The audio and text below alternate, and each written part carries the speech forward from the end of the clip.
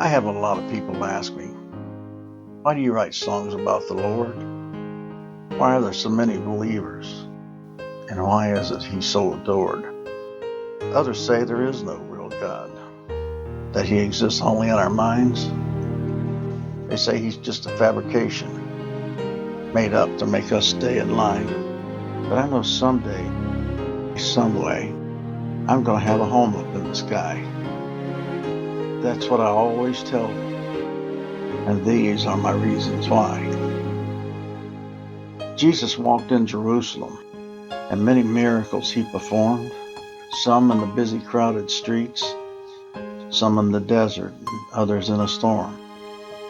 After Jesus finished preaching the Sermon on the Mount, He healed a leper on the hillside in front of a faithful crowd. And in a synagogue on the Sabbath, Jesus healed the crippled hand. And the Pharisees, they conspired against this humble, sandaled man.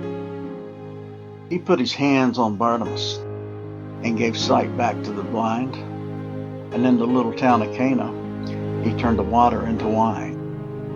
Jesus laid His hands on the sick, and He put the crippled on their feet as He preached and spread the gospel in the searing desert heat. And in the little town of Bethany, He raised Lazarus from the dead, and with 5 loaves and 2 fishes, the many hordes were fed.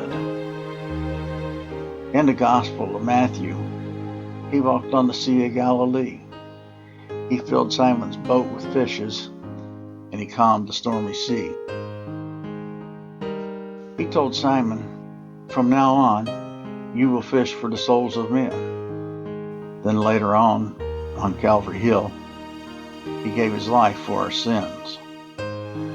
Jesus is the Savior of the poor and the crippled and the lame. And for all who believe in Him, your lives will never ever be the same. Jesus gives hope to those in despair and direction to ones who have lost their way. And sometimes He gives back life to those in need of another day. He can heal the loneliness of a broken heart, and He can mend the pieces of a broken dream. He can bring light to the darkest of places, and if you live through Him, He can do anything. So when the road gets rocky and hard, call on His name and He'll be by your side.